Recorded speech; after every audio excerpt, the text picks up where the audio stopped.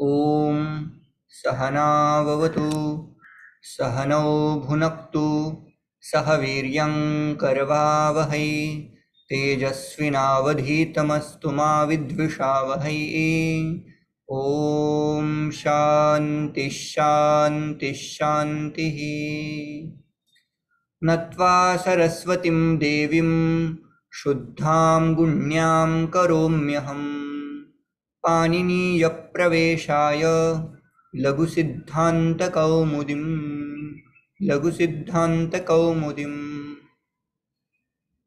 गतकक्षायाम् अस्माभिः तृतीया विभक्तेः अभ्यासः समापितः। तृतीया विभक्ति प्रकरणे तत्र बहूनि सूत्राणि अधीतानि।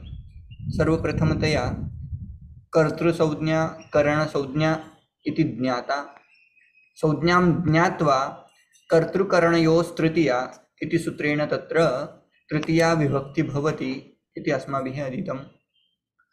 तथा अग्रिमं सूत्रम् आसीत् दिवः कर्म च। यदा दिव इति धातोः क्रीडायां खेलने इति अर्थः भवति तदा क्रियासिद्धौ खेलन अथवा क्रीडा अथवा दिव इति क्रीडासिद्धौ यत् प्रकृष्ट उपकारकं भवति तस्य करणसंज्ञा तु साधकतमं करणमित्यनेन अस्ति एव, किन्तु दिवः कर्म च इत्यनेन सूत्रेण तस्य कर्मसंज्ञा अपि भवति इति अधीतं। तेन वाक्यमासीत् शकुनिः अक्षैः दिव्यति अक्षान् दिव्यति इति सूत्रं। तस्मिन् एव सूत्रे एकं वार्तिकम् आसीत् प्रकृत्यादिभ्य उपसंख्यानं। प्रकृतिवाचक शब्देन सह तत्र तृतीया कर्तव्या। प्रकृत्या चारु, प्रायेण याज्ञिकः, गोत्रेण गार्ग्यः इति उदाहरणानि प्रदत्तानि आसन्। अपवर्गे तृतीया इति अग्रिमं सूत्रम्। अपवर्गः नाम फलप्राप्तिः। यदि फलप्राप्तिः द्योतते तदा तस्यां द्योत्यायां फलप्राप्तौ क्रियायां काल तथा अध्वन शब्दयोः संयोगे तृतीया विभक्तिः कर्तव्या इति अर्थः। उदाहरणं प्रदत्तमासीत् अहन्ना अनुवाकः अधीतः, दिवसेन अध्यायः पठितः इत्यर्थः।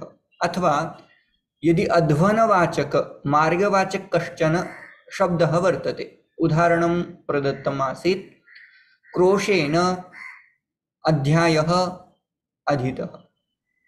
फलप्राप्तिः अस्ति चेत् तृतीया विभक्ति भवितुमर्हति। फलप्राप्तिः नास्ति चेत् तत्र द्वितीया एव कर्तव्या। उदाहरणं प्रत्युदाहरणमपि प्रदत्तमासीत् मासम् अधीतः। तत्र मासम् इत्यस्य द्वितीया विभक्ति। मासम् अधीतः किन्तु न आयातः, न कण्ठस्थीकृतम् अभूत् इति अर्थः। अपवर्गे तृतीया इति समापित्वा सहयुक्ते प्रधाने इति एकं सूत्रम् अधीतम्। तत्र सहार्थक, सह, साकं, समम् इत्यादि शब्दाः सन्ति। तेषां शब्दानां योगे तैः शब्दैः सह अप्रधानः यः कर्ता भवति तस्मिन् अप्रधाने कर्तरि तृतीया भवति इत्यर्थः। ततः अग्रिमं सूत्रमासीत् एनाङ्गविकारः इति। यदि अङ्गी निर्दिश्यते विकृतेन अङ्गेन तदा ततः तत्पदं यद्भवति तत्र तृतीया विभक्ति करणीया। अक्ष्णा काणः, पादेन खञ्जः, नेत्राभ्याम् अन्धः इत्यादीनि उदाहरणानि अस्माभिः अधीतानि। ततः इत्थम्भूतलक्षणे इति एकं सूत्रं पठितं। सूत्रार्थः एवमासीत् यदि कञ्चित् प्रकारं प्राप्तस्य लक्षणे तृतीया स्यात्, यदि किमपि लक्षयितुं लक्षणं क्रियते, उदाहरणं सः तापसः अस्ति, तापसः अस्ति इति कथं ज्ञातम् इति चेत् किमपि तत्र लक्षणं भवेत्। किमस्ति तद् लक्षणम् उच्यते जटाभिः तापसः, जटाभिः यतिः अथवा सन्यासी। इति जटिलः मुण्डी लुञ्चितकेशः इति भजगोविन्दम् इत्यस्मिन् स्तोत्रे एकः श्लोकः वर्तते। जटिलो मुण्डी, जटिलः नाम यः जटावान् अस्ति, जटायुक्त अस्ति। जटिलः मुण्डी, मुण्डी नाम येन मुण्डनं कृतं वर्तते। जटिलः मुण्डी, लुञ्चितकेशः, जैनसाधूनां वर्णनं तत्र आयाति। जटिलो मुण्डी लुञ्चितकेशः काषायाम्बर बहुकृतवेषः। काषायवस्त्रं, यदि काषायवस्त्रं कोऽपि धरति चेत् सः सन्यासी इति लक्षणं तत्र कर्तुं शक्यते। यः मुण्डी अस्ति सः यतिः, यः लुञ्चितकेशः वर्तते सः दिगम्बरसन्यासी इति तत्र उपयोक्तुं शक्यते। ततः संज्ञोन्यतरस्यां कर्मणि इति एकं सूत्रमासीत्। स्पेसिफिकली दैट वाज रिगार्डिंग ज्ञा धातु, if it is along with some upasarga, samjanite, along with samjanite kriyapada, we can do either dvitiya vibhakti or tritiya vibhakti, whatever. Like we have seen example mata, okay, putrah mata mataram sanjanite अथवा पुत्रः मात्रा संजानीते इति. He knows his mother, the son knows his mother, that way. ततः हेतौ इति अग्रिमं सूत्रमासीत्. हेत्वर्थे तृतीया स्यात्. Whatever cause is, that cause will be put into तृतीया विभक्ति. उदाहरणं प्रदत्तमासीत्. वसति, सः तत्र वसति, सः गुरुकुले वसति. What is the reason, what is the cause? अध्ययनेन गुरुकुले वसति. अथवा घटः निर्मितः, घटनिर्मितौ निमित्तं किम् अथवा हेतुः कः इति चेत् तत्र दण्डेन घटः, गर्दभेन घटः, मृत्तिकया घटः इत्यादीनि वाक्यानि कर्तुं शक्यानि अभूत्. ततः तस्मिन्नेव सूत्रे एकं वार्तिकम् अधीतं. सामान्यतया चतुर्थी विभक्तिः दानार्थे भवति, चतुर्थी संप्रदाने इति सूत्रेण. किन्तु यदि अशिष्टव्यवहारः वर्तते, शिष्टव्यवहारः नास्ति, यदि शास्त्रनिषिद्धं वर्तते, तादृशं दानप्रयोगे चतुर्थ्यर्थे, चतुर्थी अर्थे तृतीया अपि भवति इति अर्थः. उदाहरणं किं? यदि वाक्यं तादृशं वर्तते, यदि अशिष्टव्यवहारः दर्शनीयः, तदा तृतीया विभक्ति कर्तुं शक्यते. उदाहरणं दीयते. दास्या संयच्छते कामी, कामी दास्या संयच्छते. कामी person, कामुकः person who has some desire in his mind gives something to dasi, maid. Meaning will be same, he gives. While translating you can use for preposition, but meaning while writing a sentence we have to use tritiya vibhakti. So dasya is tritiyanta roopam. Okay, but if it is not अशिष्ट, means if it is शिष्ट वाक्य, शिष्ट सम्मतं प्रयोगः, तदा चतुर्थी एव कर्तव्या. उदाहरणं तदेव. पतिः पत्न्यै संयच्छते अथवा ददाति, भार्यायै ददाति इति अर्थ. तृतीया एवमेव समापिता. अधुना अग्रिमां विभक्तिं प्रति गच्छामः.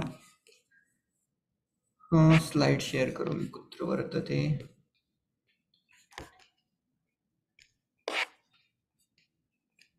यदि राज्ञी दास्याः संयच्छते तदा चतुर्थ्यां चलति. शिष्ट अस्ति वा अशिष्ट अस्ति वा तद् ज्ञातव्यम्. शिष्ट अस्ति, शिष्ट अस्ति, तत् शिष्ट अस्ति. समीचीनम्. अग्रिमम्. अधुना ब्लैक अकाउंट एव, एतत्तु ब्लैक अकाउंट एव चलति न. अग्रे गच्छामः. चतुर्थी विभक्ति प्रकरणम्. अधुना तस्मिन् विषये सूत्रमस्ति कर्मणायमभिप्रैति स सम्प्रदानम् इति सूत्रम्। अधुना यथा अस्माभिः कर्मविधायकानि बहूनि सूत्राणि अधीतानि आसन्, कानि कानि सूत्राणि स्मर्यन्ते वा? कर्तुरीप्सिततमं कर्म तथा युक्तं चानिप्सितम् इत्यनेन सूत्रेणापि कर्मसंज्ञा, अकथितं च अनेन सूत्रेणापि कर्मसंज्ञा, तथा बहूनि सूत्राणि आसन् कर्मविधायकानि। तथैव सम्प्रदानविधायकानि बहूनि सूत्राणि अधुना भविष्यन्ति। क्रमेण वयं पठिष्यामः। यस्य यस्य सम्प्रदानसंज्ञा तस्मिन् तस्मिन् सम्प्रदाने किं भवति? चतुर्थी विभक्तिः भवति इत्यर्थः। अस्तु, सम्प्रदाने संज्ञा कस्य भवति? उच्यते कर्मणा यम अभिप्रैति, अभिप्रैति कनेक्टेड। ओके, सो अस्य अर्थं पश्यामः। कारके इत्यस्मिन् प्रकरणे इदं सूत्रम् आगच्छति। सम्प्रदान संज्ञा सूत्रम् इदं वर्तते। संज्ञां नाम सम्प्रदान इत्युक्ते किम् इति चेत् दानस्य कर्मणा यम अभिप्रैति सः सम्प्रदान संज्ञः स्यात्। सम्प्रदान संज्ञा कस्य भवति इति चेत् दानरूपी क्रियया, दानरूपी कर्मणा यः पुरुषः यं पुरुषम् अभिप्रैति, that who is connected through dana kriya, that person, the receiver, is known as sampradana. So whenever there is a dadati kriya pada or some yachati kriya pada, one who becomes the receiver through that kriya, that person gets sampradana saujnya. Simple, very simple. And sampradiyate यस्मै इति सम्प्रदानम् इति वक्तुं शक्यते। यस्मै प्रदीयते, यस्य कृते किमपि दीयते, तस्य सम्प्रदान संज्ञा। उदाहरणं किम्? एकम् उदाहरणं पश्यामः। रामः ब्राह्मणाय गां ददाति इति वदामः। गां ददाति, अत्र ददाति इति दानक्रिया वर्तते। तया दानक्रियया कश्चन पुरुषः तत्र भवति खलु, तस्मै दीयते चेत् सः ब्राह्मणः अपि तत्र कनेक्टेड भवति इति कृत्वा तस्य तृतीया विभक्ति किं सम्प्रदान संज्ञा कर्तव्या अनेन सूत्रेण। दानस्य कर्मणा यम् अभिप्रैति, right? So that person will get sampradana संज्ञा. Okay, now that brahmana pada has sampradana संज्ञा. But that sampradana संज्ञक यत् किमपि कारकं भवति कस्यां विभक्तौ स्थापनीयम् इति प्रश्नः। तस्य प्रश्नस्य उत्तरम् एवं चतुर्थी संप्रदाने, संप्रदाने संप्रदान कारके चतुर्थी विभक्ति भवति, चतुर्थी विभक्तिः भवति इत्यर्थः। अस्तु, यस्य यस्य संप्रदान संज्ञा तस्य तस्य चतुर्थी विभक्तौ प्रयोगः करणीयः। तस्य एवं सूत्रार्थः प्रदीयते। एकैकं वाक्यं पश्यामः। विप्राय नाम ब्राह्मणाय गां ददाति, ब्राह्मणाय गां ददाति इत्यर्थः। तत्र विप्रः is अभिप्रीतः, he is connected through dana kriya, right? So that will get sampradana संज्ञा, and sampradana कारकं यद् भवति तस्य प्रयोगः चतुर्थी विभक्तौ भवति इत्यर्थः। विप्राय इति वक्तुं शक्यते। एवं एतावता स्पष्टं खलु? अधुना अग्रे वाक्यद्वयमस्ति। अनभिहिते इति एव दानीयः विप्रः। नाम अन अभिहिते, अभिहिते नाम उक्ते, अनभिहिते नाम अनुक्ते। अनुक्ते इत्येव नाम किं? चतुर्थी विभक्ति कदा भवति? यदा तत्पदम् अनुक्तं भवति। पदम् उक्तं केन भवति? क्रियापदेन, कृदन्त प्रत्ययेन। कर्ता उक्तः भवति अथवा कर्म उक्तः भवति इति स्मर्तव्यम्। अधुना एतद् वाक्यम् अत्र अस्ति।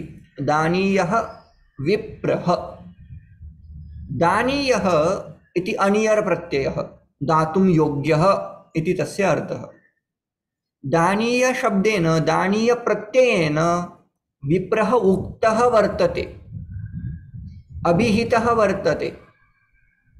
ओके, यदा प्रत्ययेन अथवा क्रियापदेन कश्चन उक्तः भवति तदा तत्र चतुर्थी विभक्ति न भवति इत्यर्थः। यद्यपि तत्र दीयते, दानं दीयते, किन्तु यदा सः कर्ता उक्तः अस्ति तदा तत्र चतुर्थी विभक्ति न कर्तव्या। उदाहरणं किं? दानीयः विप्रः, दानीयः विप्राय इति न भवति। कस्मात्? दानीय इति अनियर् प्रत्ययेन कर्ता उक्तः अस्ति। चतुर्थी विभक्ति कुत्र कर्तव्या? यत्र अनभिहितं वर्तते। ददाति इति क्रियापदेन किम् उच्यते? सः ददाति अथवा रामः ददाति। रामः उक्तः अस्ति किन्तु विप्रः अनुक्तः आसीत्, अनभिहितः आसीत् इति कृत्वा तत्र यदा यदा अनभिहितः वर्तते, अनभिहिते सम्प्रदाने चतुर्थी कर्तव्या। एतावता स्पष्टम्? तस्य पुनः अत्र किञ्चित् प्रिय इत्युक्ते किम्? विप्रिय, विप्राय, विप्रः, विप्रः न ब्राह्मणः, ब्राह्मणः, ब्राह्मणाय इति वक्तुं शक्यते। अत्र यत् सिद्धान्तकौमुदो यद् उदाहरणं तथैव मया प्रदीयते। अत्र विप्राय इत्यस्य स्थाने ब्राह्मणाय इति कर्तुं शक्यते। To understand simple way. I have a question regarding the word sampradana. Is sampradana, is it related to like dana or दानमेव। सम्यक् प्रदीयते, सम उपसर्ग, सम्यक् अच्छा दान, प्रदीयते प्रकर्षेण दीयते। दान के बहुत सारे प्रकार, अभी कौन कैसा दान करता है उसके ऊपर ना। ये वाला दान कैसा है? सम्यक, जिसके लिए दिया जाता है ना। वहाँ दान की भी व्याख्या बहुत अच्छे करते हैं, लेकिन उस व्याख्या के अनुसार थोड़ा सा टॉपिक चेंज हो जाएगा, इसलिए मैं उसको टच नहीं करता। कभी मिला तो दान त्यांना दा धातूचे हे दोन्ही उपसर्ग लावून दाखवा ना, म्हणजे तिला लगेच कळेल। ददाति इति क्रियापदम्, अथवा तस्य ल्युट् प्रत्ययान्त रूपं यदि कुर्मः दानम् इति भवति। किन्तु दीयते इति मुख्य क्रियापदं, दीयते इति क्रियापदेन साकं तत्र प्र इति ऐड कर्तुं शक्यते, प्रदीयते। पुनः सम इति उपसर्गं ऐड कृत्वा संप्रदीयते, संप्रदीयते इति क्रियापदं भवति। either you can say samdiyate, pradiyate, both you can use sampradiyate. Okay, now next topic was abhihite, तत्र चतुर्थी न कर्तव्या, अनभिहिते एव संप्रदाने चतुर्थी विभक्ति ही कर्तव्या इत्यर्थः। संप्रदान कारक की चतुर्थी विभक्ति है, ऐसा उन्होंने सूत्र में केवल बोला है। चतुर्थी संप्रदानी, संप्रदाने चतुर्थी, संप्रदान कारक चतुर्थी, लेकिन वो संप्रदान कैसा होना चाहिए? अनभिहित होना चाहिए। वो क्रियापद के द्वारा वो उक्त नहीं होना चाहिए, या किसी कृदंत प्रत्यय के द्वारा वो उक्त नहीं होना चाहिए। तब जाकर के उसकी क्या होगी? चतुर्थी विभक्ति होगी, ऐसा उन्होंने सामान्यतया बोला है। लेकिन यहाँ उदाहरण क्या दिया है? दीयते अस्मै इति दानीयः, ऐसा अनियर प्रत्यय का यूज होता है। दीयते अस्मै, जिसके लिए दिया जाता है उसको दानीयः बोलते हैं। अभी यहाँ भी किसी को दिया जाने वाला है, दान दिया जाने वाला है, ठीक है नहीं, लेकिन वो अनियर प्रत्यय के द्वारा उक्त हो गया। उक्त होने के कारण वहां चतुर्थी विभक्ति, यद्यपि वो संप्रदान संज्ञा उसकी भी होगी, लेकिन वहां हम क्या नहीं करेंगे? चतुर्थी विभक्ति यूज नहीं करेंगे। तो ये प्रत्युदाहरण बोलते हैं इसको। यदि संप्रदान उक्त है तो वहां प्रथमा विभक्ति ही होगी, इस कारण से उन्होंने प्रथमा विभक्ति की। इतना क्लियर है? सो दीयते अस्मै इति दानीयः, aniyar pratyaya is like tavya pratyaya, right? Tavyat, It must be tavya, done. It's a aniyat. command. It's a command. It is not always command. It is kind of desire, like wish to give or shall give. He shall give. Not. It is not kind of. Yeah, we can say it is kind of command, but not always command. It is request us to polite request also. So in this case, diyate asmai means by him it should be given. Not by Asmai. him. Asmai diyate. It is given to him. He is eligible to receive something. That Brahmana who is eligible to get something. That is called Daniyah. Datum Yogyah Brahmanah. We can give him because he is eligible to receive some dana. So that pratyay shows he is able to get some dana. है कि नहीं? जो ब्राह्मण बहुत धनवान है उसको दान देने से क्या है कि नहीं? जिसके पास थोड़ा सा मतलब अधिकार है और वैसी परिस्थिति भी है उसको दान दिया जाता है तो वो दानीय विप्र बोला जाता है कि नहीं?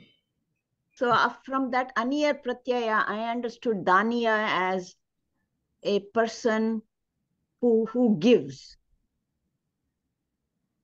Who is able to receive something. Oh. Okay. Because kartavyaha, right? Kartavyaha means it should be done. That means good to do. कर्तुम योग्यम कर्म, कर्तुम योग्यम कार्यम. जो करने के लिए योग्य होता है उसको कर्म बोला जाता है कि ना? कर्तव्य. धर्मः, धर्म कैसा है? धर्मः कर्तुम योग्यः अस्ति. करने के लिए योग्य है क्या? धर्म. देने के लिए योग्य है क्या? दान. जैसे स्तुति करने हाँ, योग्य है. स्तुत्यः, स्तुति करने योग्य देवता है कि नहीं? स्तुत्यः देवः, जो स्तुति करने के लिए योग्य है वो. So I can say like shravanam kartavyah. Can I say? Shravanam kartavyam. Kartavyam. So I should do shravanam. Right? So it is not like daniyaha. A person that is, it is different because it's like a aniyar pratyaya. It is no. See, this aniyar pratyaya again happens actually bhavarthak and karmarthak. There is a particular rule.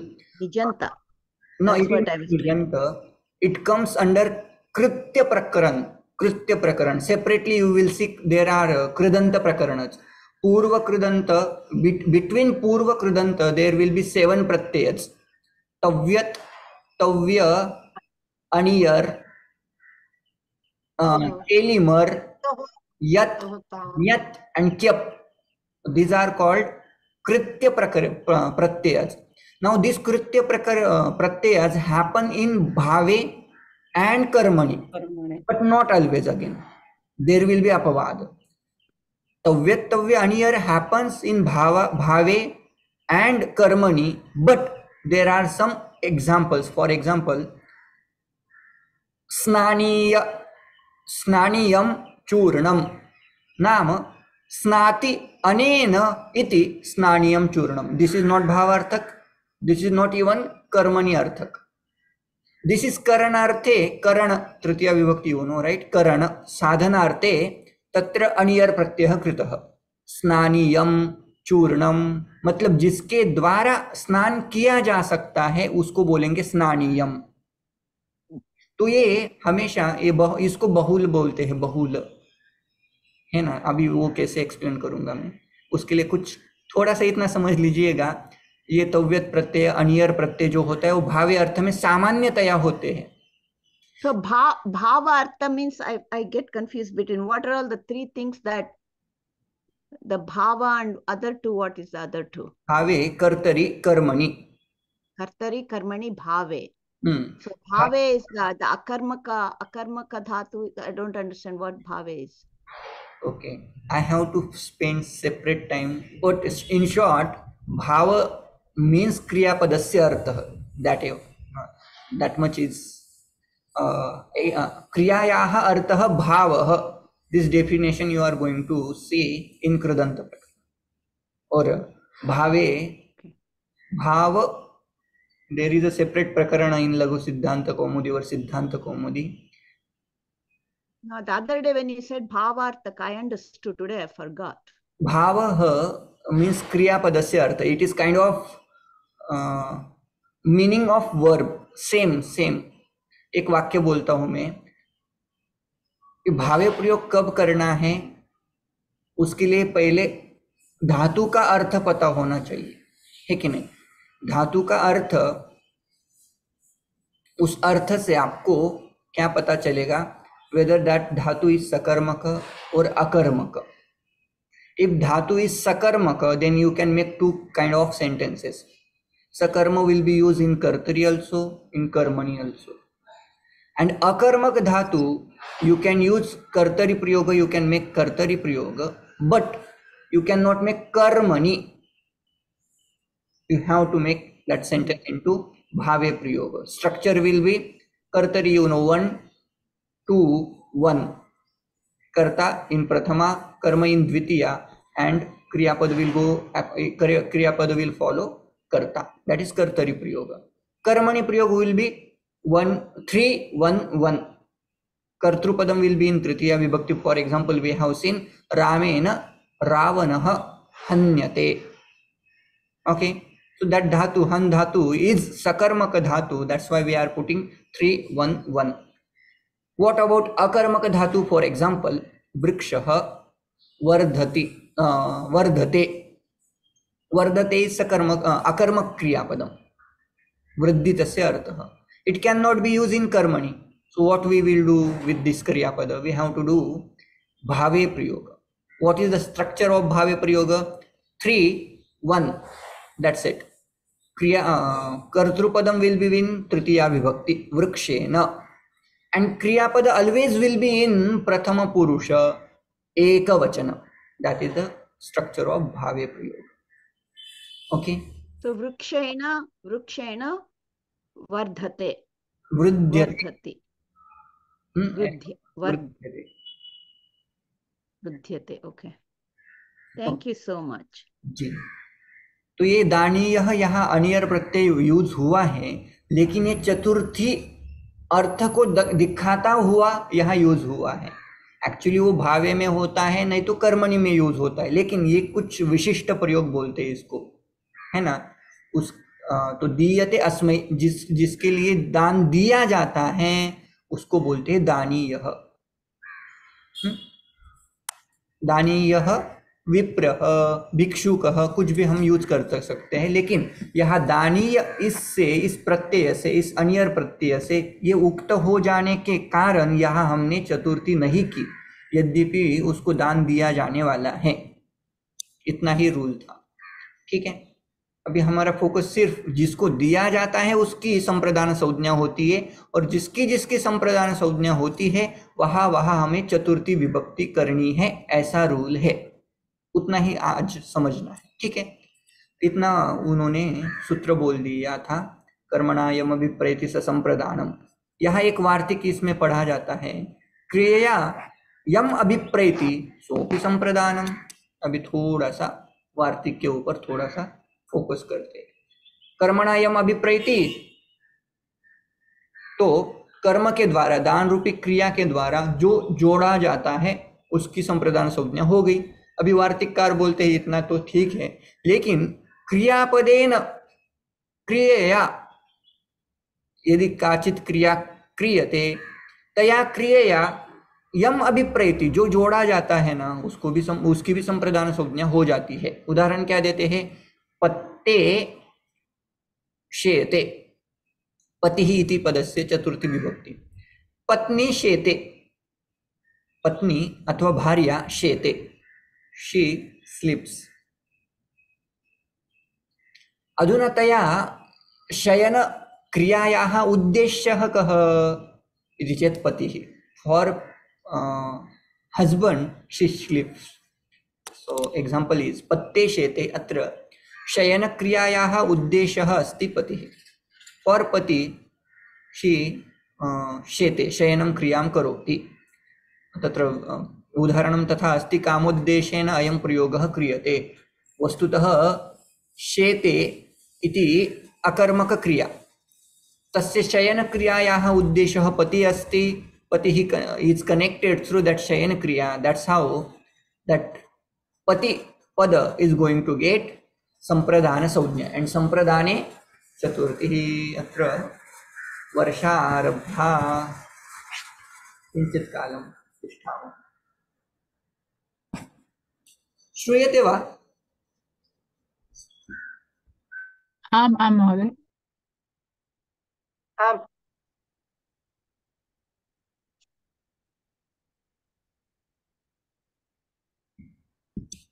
अस्तु.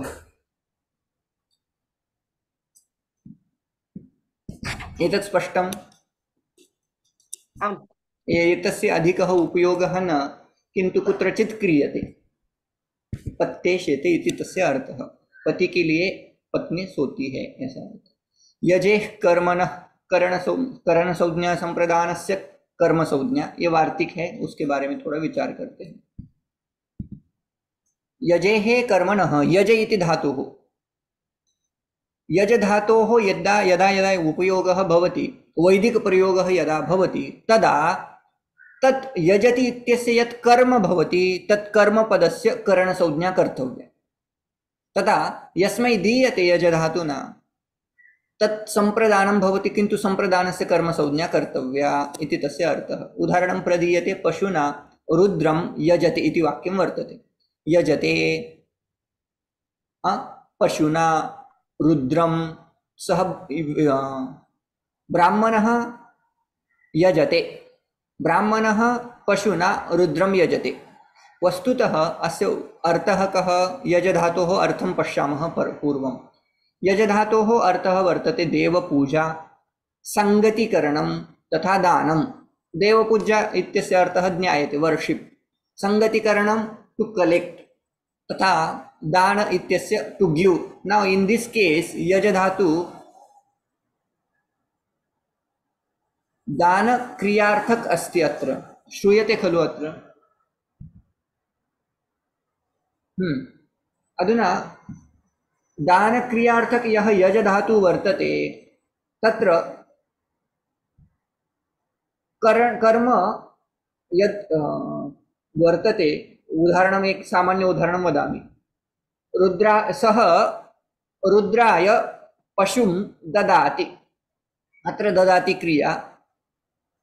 rather than using dadati kriya directly, we can use yajati dhatu. Yajati, right? Yajati. Of this yajati kriya pada, what is the karma in this sentence?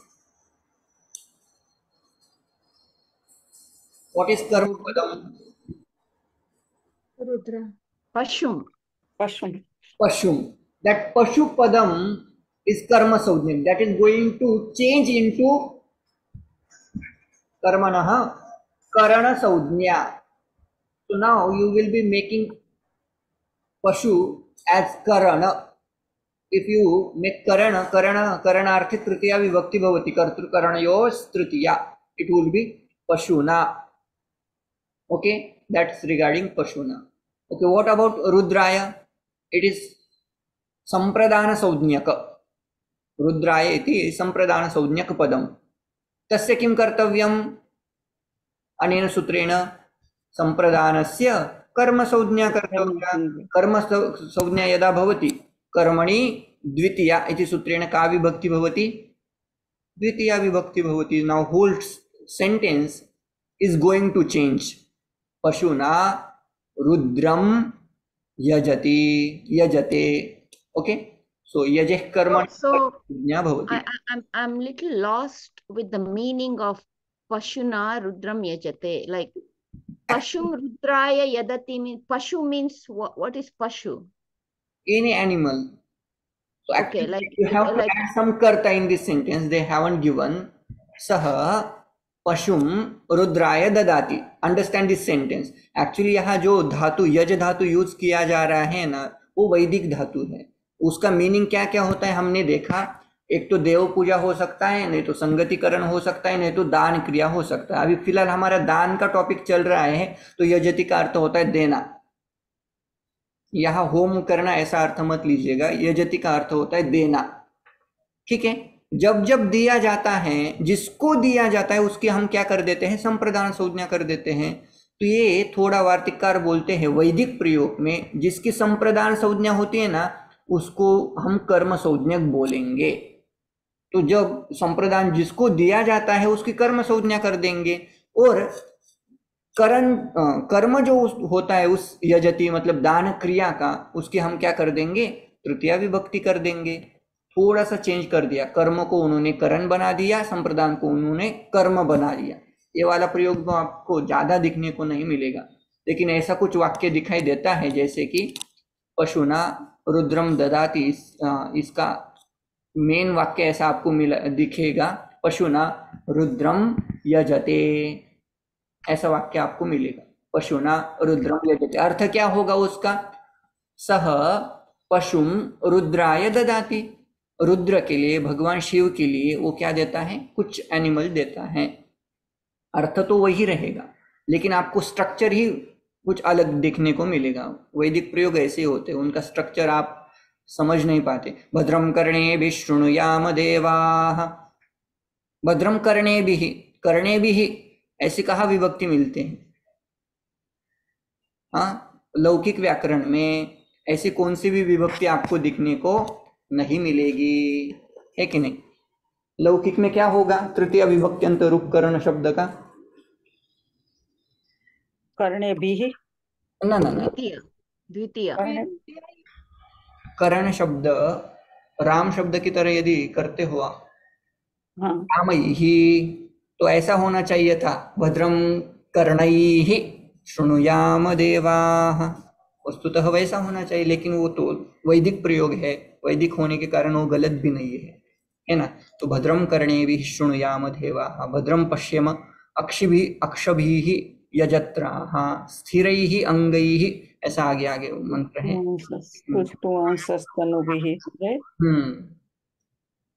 ठीक है. हाँ, but that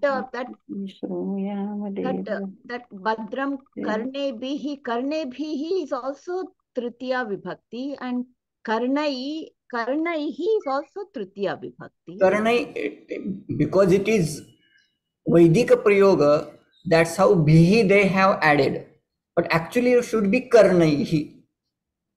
Oh, okay, but both of them are Tritiya only. हाँ, है ना. लौकिक में क्या बोलते हैं हम, करने ही बोलेंगे. वैदिक प्रयोग है तो वहां करने भी ही ऐसा करेंगे.